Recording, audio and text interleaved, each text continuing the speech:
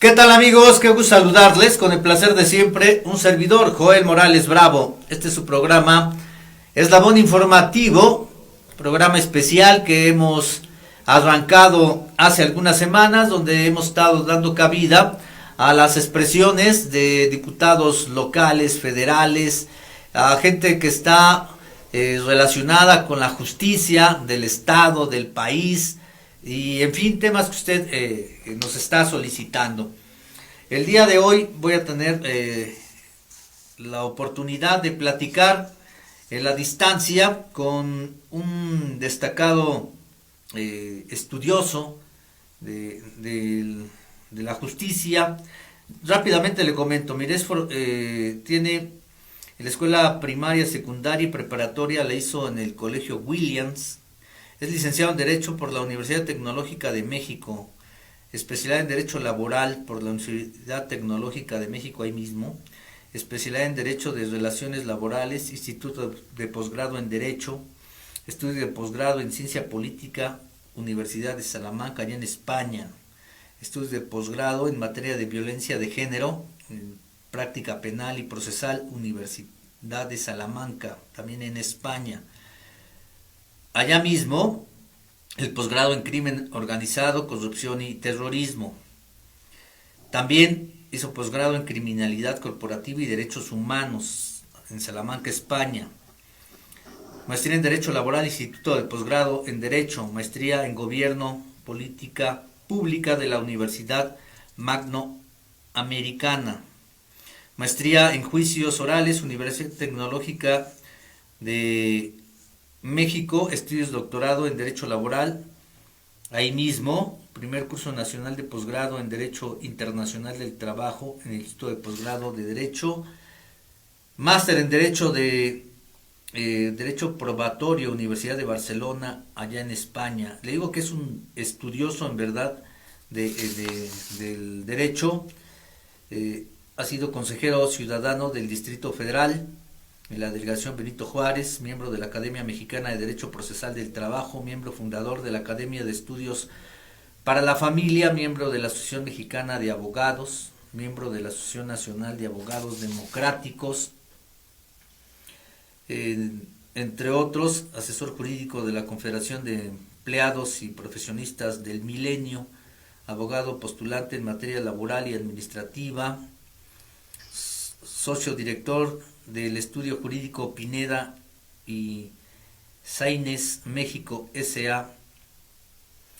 SC, hasta la fecha, cargos en verdad importantes, en verdad un estudioso del derecho.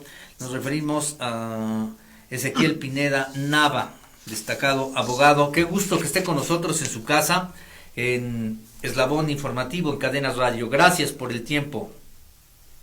Gracias por la invitación y estoy a su orden. Muy bien, pues muy buenas noches, con el gusto en verdad de saludarle. Bueno, pues por lo que estamos viendo en la semblanza curricular, estamos pues viendo que prácticamente usted nació para esto, así lo vislumbró desde que era pequeño, desde que era niño. Desde que era niño decidió dedicarse a la abogacía, a ser licenciado en Derecho.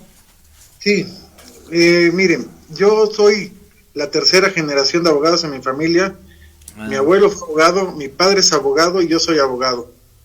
Mi abuelo fue funcionario público, entre otros cargos, fue procurador general de justicia de algunos estados, fue catedrático, fue secretario general del sindicato de la Junta de Conciliación y Arbitraje, fue funcionario en distintas posiciones en gobierno.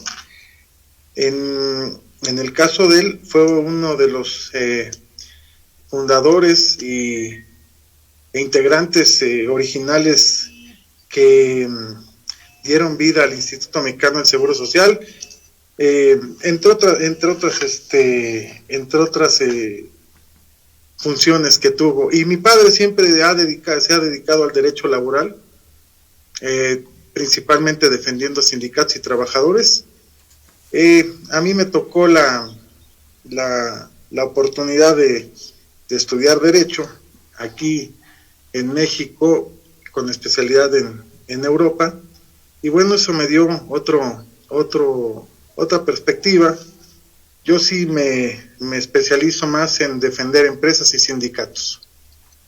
Muy bien. Entonces, pues prácticamente desde pequeñito involucrado en esta parte del derecho, libros de derecho. ¿Cuál fue la primera vez que tomó un libro para empezar a adentrarse en este maravilloso mundo del derecho? Un amigo de mi abuelo me regaló, que era el autor, el abogado Roberto Atwood, me regaló su diccionario jurídico y tenía un apunte de derecho y contraderecho. Era muy sencillo y ahí daba una visión de cómo se tenía que ejercer la justicia. Una justicia humanista, una justicia social, una justicia cercana a la sociedad. Esa fue la primera obra. Ha de haber sido, yo nací en 1973, ha de haber sido unos 10, 11 años posteriores. Aproximadamente en 1984, 85 leí ese libro. Estaba yo muy joven.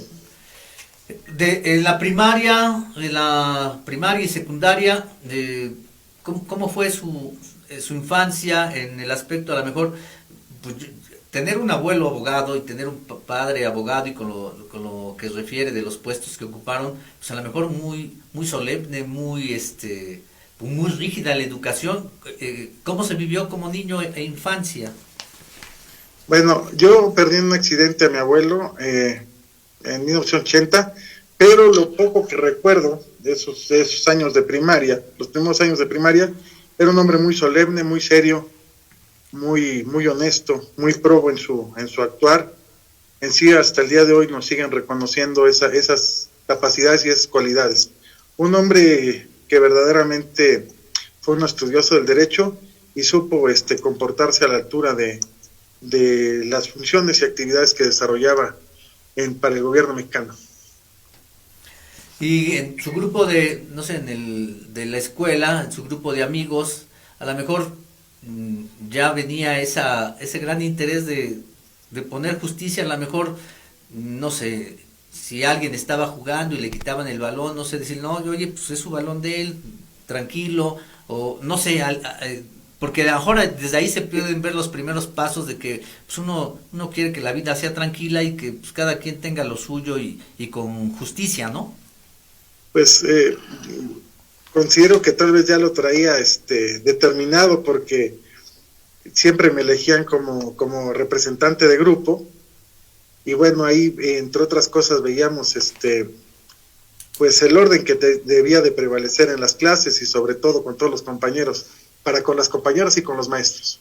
¿Fue jefe de grupo? Sí. Sí, en varios años. A usted le tocó en la secundaria, no sé si le tocó en los famosos talleres, aparte de todo lo que llevábamos de materias normales. En algunas escuelas tuvimos algunos talleres. En el caso suyo, ¿sí fue alguno así? Platíqueme. Así es.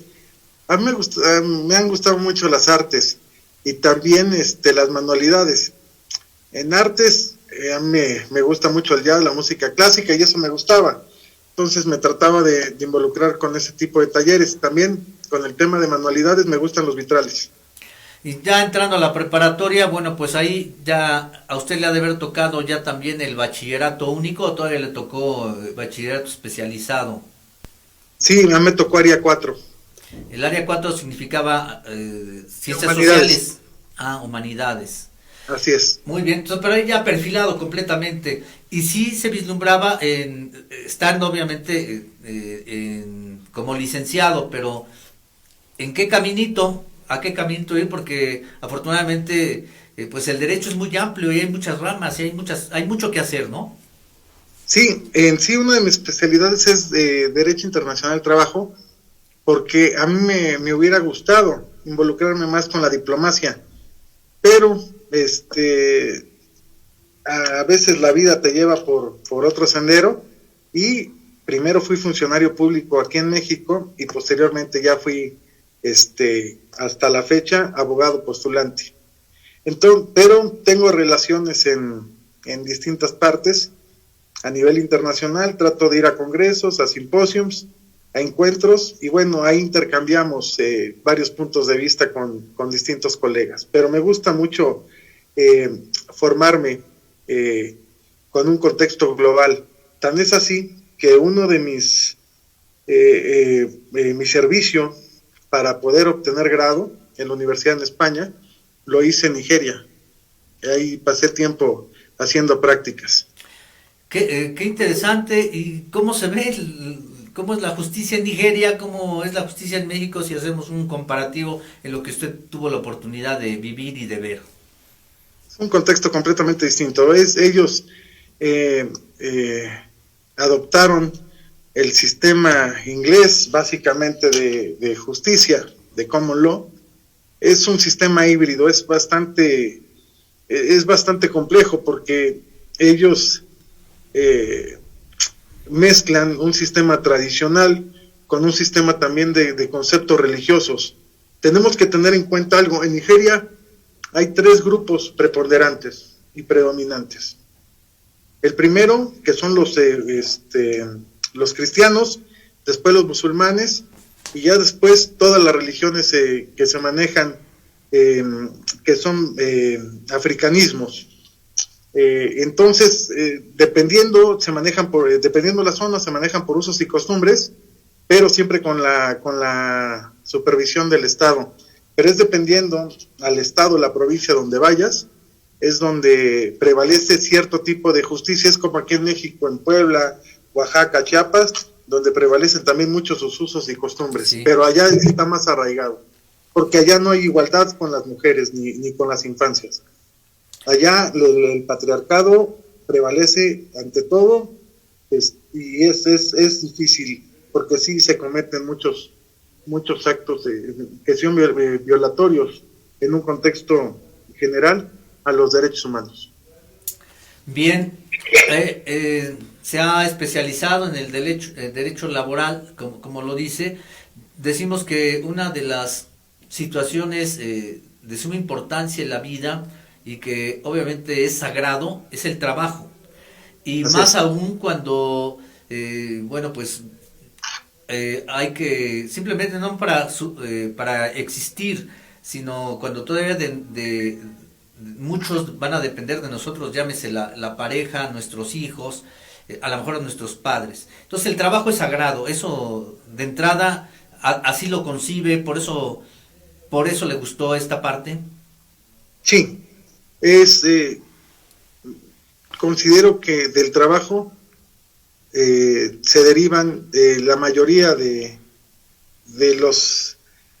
las actividades, funciones y derechos de cualquier ser humano, ya que si no tienes un buen empleo y no tienes un ingreso mínimo vital para sustentar tus gastos y solventar también los gastos de la familia, es muy difícil que uno pueda integrarse debida y correctamente a la sociedad.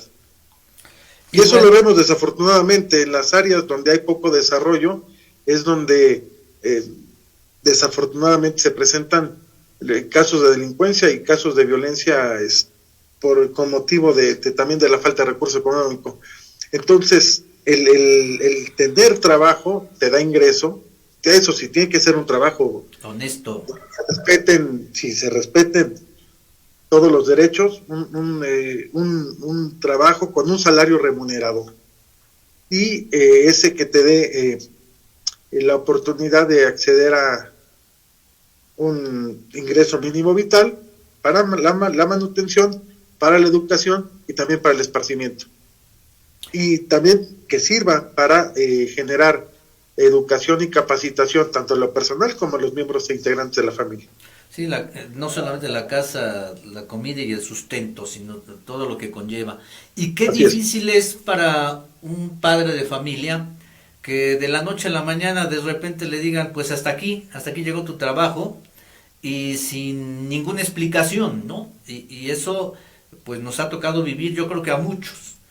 Y uno dice, bueno, pues ¿cómo es posible si yo he cumplido con las expectativas, mis horarios, las cargas de trabajo y todo? Pero sí, se acabó y sobre todo se da mucho también en el aspecto gubernamental. Es que ya llegó ahorita el cambio de gobierno y entonces llegó el nuevo jefe y el nuevo jefe trae a su gente y no solamente los de confianza, sino a veces gente que hasta con base, con plaza, pues se van. Eso, y cómo llegar a la casa y decir, pues ya no tengo trabajo y no fue mi culpa, cuando uno es el responsable porque faltó, porque hizo, porque no cumplió, bueno, pues todavía, pero cuando no es culpa de uno, qué bueno que existen ustedes los abogados para que defiendan esa parte, ¿no? Así es. A lo que usted se refiere es en la estabilidad en el empleo. La estabilidad en el empleo y tener seguridad en el empleo te da seguridad también para desenvolverte y desarrollarte dentro de la comunidad y dentro de la sociedad. Si no tienes asegurado un empleo digno, si no tienes asegurado la estabilidad en ese empleo, no puedes estar tranquilo para desarrollar las actividades cotidianas. Eso yo comparto plenamente su opinión. Ahora, en el derecho laboral no solamente se ven los temas de los despidos, también de las condiciones en las cuales se van a desarrollar las actividades, y eso se traduce en los contratos colectivos de trabajo, en las empresas particulares y en el gobierno en las condiciones generales de trabajo. Eso para mí es sumamente importante porque de ahí se desprenden también los derechos de seguridad social. Claro. Que deberían de tener la mayoría, si no es que la totalidad de todos los mexicanos. En el decreto de creación del IMSS, cuando se instituyó en el IMSS, uno de los razonamientos era que tenían que tener cobertura todos los ciudadanos mexicanos. Sí. Cosa que no sucede desafortunadamente en la actualidad. Es para mí restrictiva porque tienes que pasar, y ahorita voy a un caso muy en concreto. Tienes que pasar por ciertos requisitos para obtener esa protección. Te pueden dar quizá la asistencia médica en un caso de emergencia, como derivado de las reformas que ha habido y de los criterios que se han tomado, pero no tienes derecho a los beneficios como son las pensiones, la dotación de medicinas.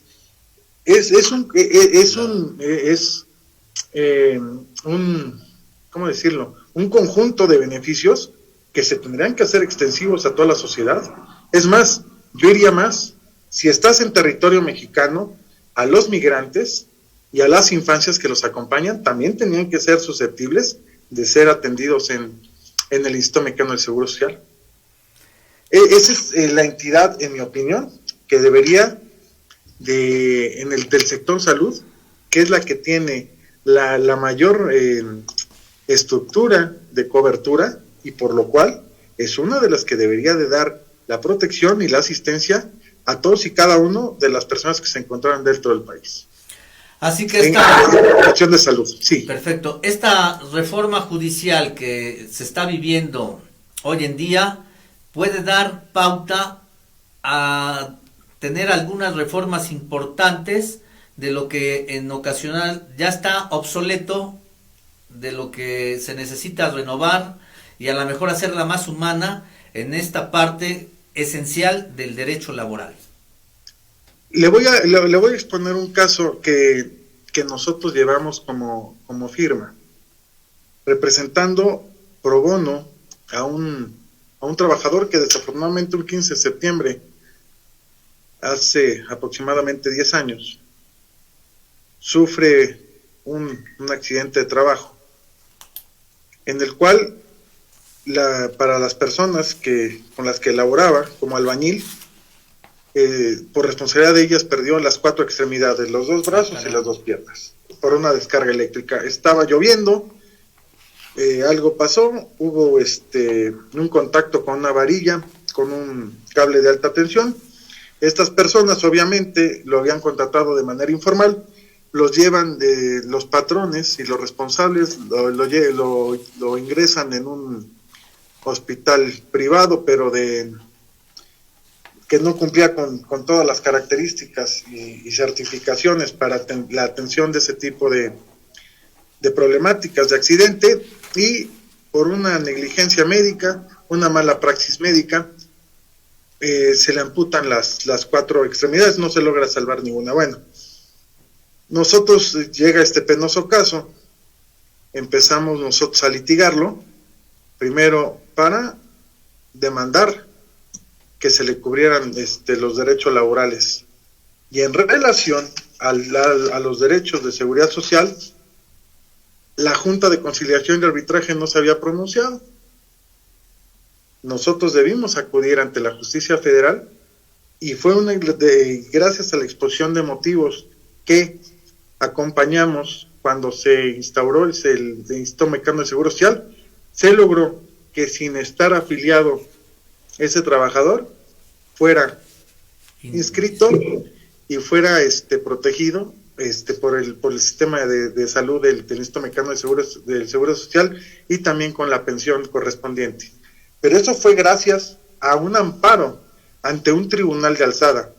Ahí el juzgador no solamente se vio humano, se vio conocedor del derecho, porque fue incluyente. Ahí tuteló los derechos del trabajador, tanto de forma laboral y también por el tema de derechos humanos. Es una resolución que yo creo que la tendrían que leer con detenimiento en las escuelas, porque independientemente de la claridad con la que se expuso, fue la protección con la cual abrazó y alcanzó este caso, que fue en beneficio de esta persona que desafortunadamente perdió las 4 extremidades. Para eso sirven los tribunales, para proteger a los que acuden ante ella y tienen la razón. En este caso no solamente era justo, era imperante de que el Estado mexicano y la justicia mexicana tutelaran y protegieran a este trabajador que había sufrido este accidente de trabajo. Bueno, ¿qué propuestas, así como lo que estás relatando, que afortunadamente tuvo un final, no digamos feliz, sino un final justo, qué propuestas podría usted mencionarnos, Ezequiel Pineda Nava, como abogado y con toda la experiencia que tiene, que pudieran darse en esta materia? En cuestión de riesgos de trabajo, ampliar el catálogo, como lo dije, y estudiar y analizar cada caso similar y tratar de darle la protección y el amparo a las personas que acudan, que cuenten con la razón. En este caso se había demostrado plenamente que el trabajador no solamente tenía la razón, sino tenía el derecho. Pero también, ahora voy a pasar a las propuestas que con las cuales yo empezaría a trabajar. Primero, tutelar verdaderamente los derechos de todos y cada uno de los trabajadores y de las infancias que trabajan. Segundo, acabar con la corrupción. Hay corrupción en el Poder Judicial de la Federación. Se tiene que acabar esto. Prueba de ello es que varios candidatos se bajaron de la contienda, que son miembros del Poder Judicial, porque no quisieron presentar sus declaraciones. Y es muy fácil. Esto es un tema de cuentas. Tú llegas a un encargo y llegas con cierta cantidad y con cierto patrimonio. Llegas con 10 pesos. Obviamente, tienes tú que sacar tu cuenta y no puedes rebasar lo que has ganado en las cantidades que has ganado durante esos años. Y algunas cosas son desproporcionadas, los patrimonios que amasan algunos funcionarios del Poder Judicial. Hablo de todas las materias. Entonces, es muy fácil la pregunta: ¿con cuánto llegaste y con cuánto tienes o con cuánto te estás retirando? Ese sería un parámetro exacto para medir si hubo corrupción o no. Claro. Y estoy hablando de tribunales laborales. Hay un caso en específico donde un otorgó amparo y protección a una empresa muy famosa, promotora de lucha libre, sin tener cubierto ni cumplido los presupuestos procesales que son la personalidad. Y cambiaron el sentido del asunto. Y con ello, en lugar de beneficiar no solamente al trabajador que estaba demandando, un luchador profesional que estaba demandando el pago de sus prestaciones laborales, así como la inscripción al Instituto Mexicano del Seguro Social, no se dio, no se ha podido dar por el cambio de sentido. Entonces no se pudo haber efectuado, no se ha podido actualmente, efectuar la protección con la inscripción a todos y cada uno de los luchadores de esa empresa en el Instituto Mexicano del Seguro Social por este acto de corrupción que está marcado. En algún momento, ya cuando concluya el juicio, es un caso que se deberá de presentar seguramente en el nuevo órgano judicial de fiscalización, en el Tribunal de Justicia Judicial, totalmente.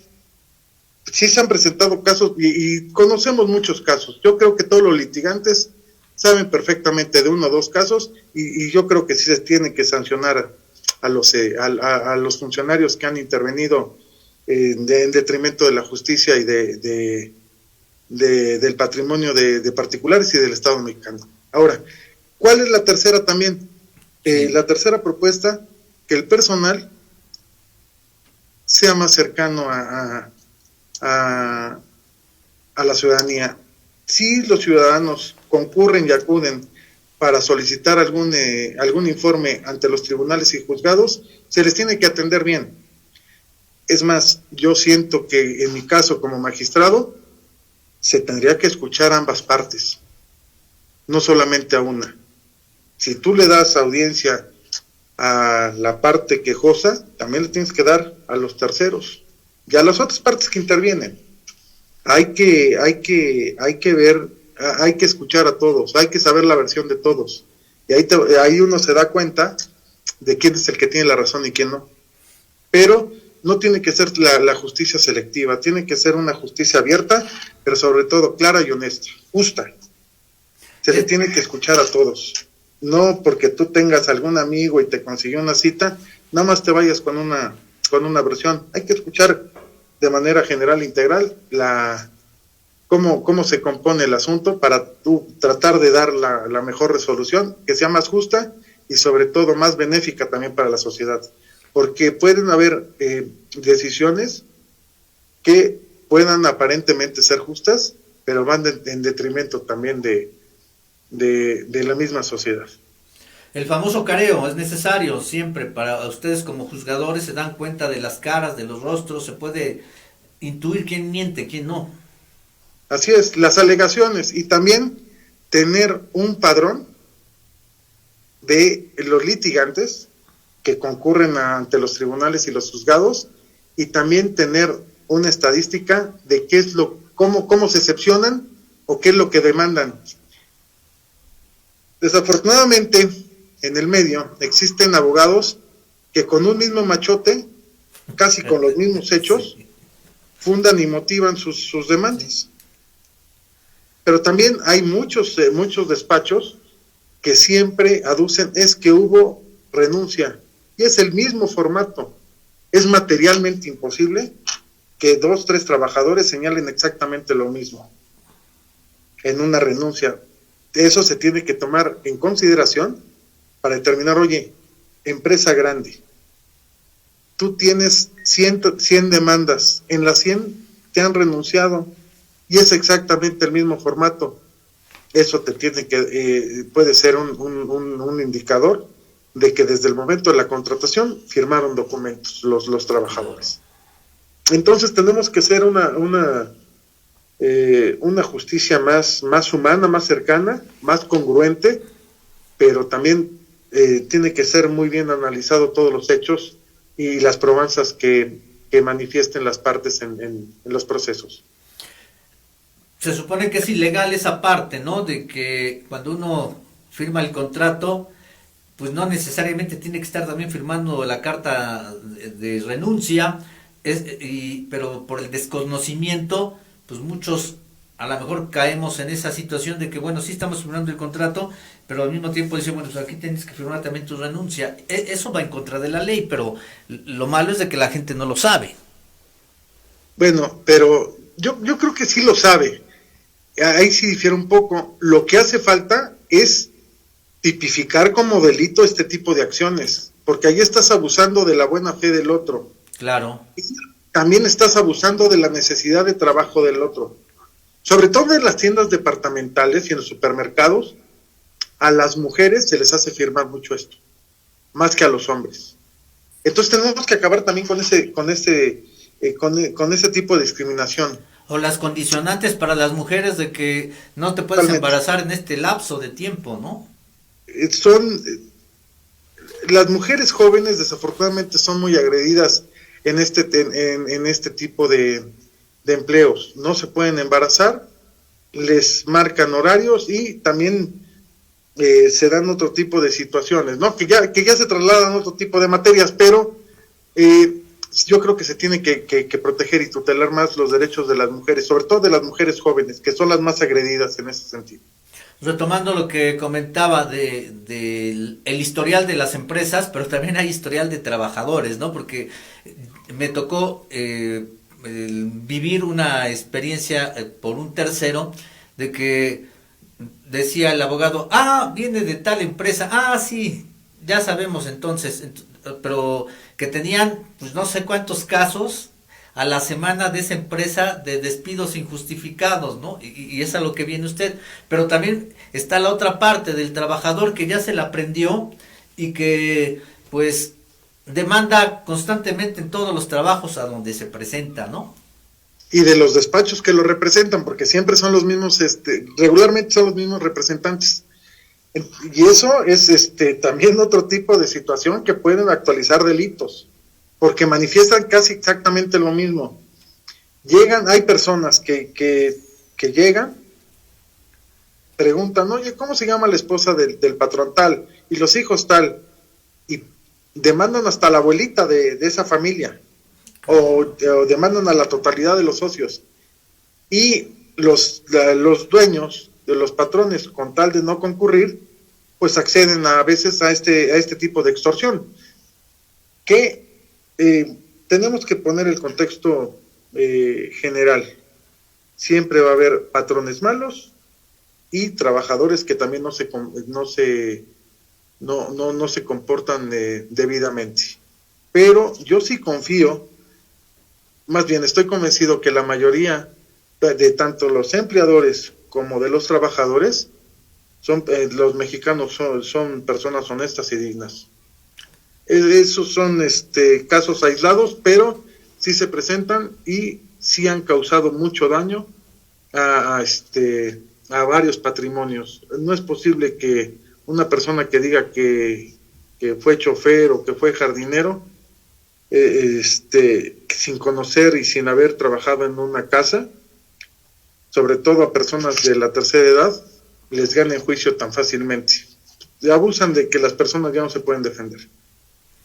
Pues sí, en este caso sí la justicia debe ser para todos y bueno, hablamos de que tanto se dice que uno de los jefes o empleadores pues más cumplidores vienen siendo las instancias gubernamentales, llámese gobierno estatal, gobierno federal, las instancias que usted me diga. Y que a lo mejor y no es tan rígido el trato que se tiene como en la parte de la iniciativa privada. A su experiencia, abogado Ezequiel Pineda, ¿en dónde se registra más este número de despidos? ¿En la parte gubernamental o en la privada? En los municipios y en la iniciativa privada. Sí, por los cambios de administración en los municipios, ¿no? Cada 3 años. En los municipios de cada 3 años. No, pero es dependiendo. Uno trae la idea de que es cada 3 años, pero tenemos que tener en cuenta que los municipios y la conformación del ayuntamiento se manejan por tiempos políticos. Sí. Entonces, cuando ya va a entrar regularmente el partido que está en el poder y sacan los candidatos de ellos, es cuando empiezan también la colocación de sus estructuras y de posiciones. Por eso, en los municipios se maneja completamente distinto a nivel estatal y federal, porque no es que duren los 3 años, puede haber ya movimientos y movilidad al año y medio, 2 años. ¿Y en la iniciativa privada? Es dependiendo el segmento y la rama. Lo vimos con la pandemia, muchas empresas, dependiendo el ramo al que se dedicaran, pues perdieron totalmente la capacidad de eso. Lo vimos hasta con la cervecera, la cerraron, entonces obviamente pues tiene que haber despidos.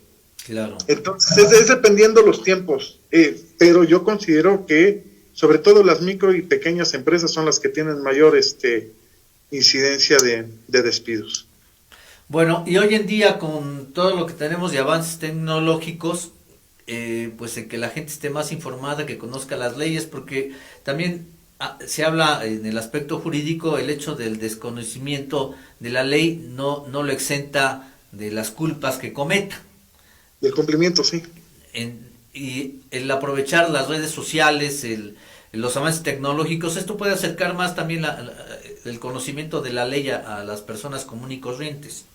Así es, pero tendría que ser con personas capacitadas y con personas serias, con profesionales serios. Desafortunadamente, si usted ingresa a varias redes sociales, hay personas que emiten opiniones, pero ni siquiera son profesionales del derecho. Lo dicen tal vez de una manera muy dinámica, hasta cómica, pero no están, sus dichos no corresponden a lo que viene plasmado en la ley, no corresponden a la realidad. Hay personas que son muy estridentes y manifiestan, sí, pero no son abogados. Entonces, sí, está bien allegarse de medios masivos de comunicación, pero que sean los cauces institucionales y también profesionales en derecho, tanto litigantes de firmas como juzgadores, porque si no, las opiniones que se puedan vertir tal vez no correspondan a la realidad jurídica y real. Bueno, la gente que lo está siguiendo de hace mucho tiempo, la gente que lo ve hoy en día, ¿por qué tendría que decir voy a poner mi voto para Ezequiel Pineda Nava? Afortunadamente, pues bueno, hay una coincidencia. Primero es la preparación. Me considero que estoy capacitado para el cargo de magistrado. Segundo, considero que también soy cercano a la gente. Entonces, al conocer realmente sus necesidades y cómo exponen también su problemática, eso me ha dado experiencia para resolver las problemáticas que me llegan y se me plantean. Y lo tercero, básicamente, es que somos independientes al Poder Judicial. Queremos un cambio, y queremos un cambio para bien. Tenemos que construir entre todos nosotros un México mejor. Un México en el cual sea justo, sea limpio, esté fuerte, sea sólido y donde se respeten las instituciones. Y una de las instituciones importantes es la impartición de justicia. El Poder Judicial tiene que ser completamente honesto, limpio, transparente y cercano a la gente. Y considero que también que eso lo comprenden y lo han entendido nuestros seguidores y nuestros las personas que apoyan la candidatura. Que nos ha ido muy bien, por cierto. Me tocó una zona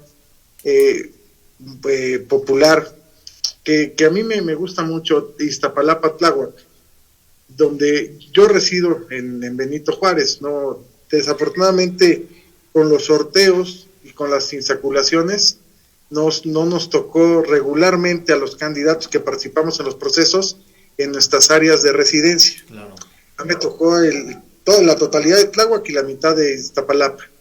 Pero nos han recibido bien, me pongo a platicar con los vecinos, me preguntan acerca de temas laborales, es dependiendo el contexto, porque me tocó estar en una tortillería, el dueño me preguntó algo, después me preguntó algo, alguien que trabajaba en una casa de materiales. O sea, es enriquecedor ese tipo de diálogo. Nosotros sí estamos saliendo a recorrer los distritos, el distrito donde nos tocó y nos correspondió contender.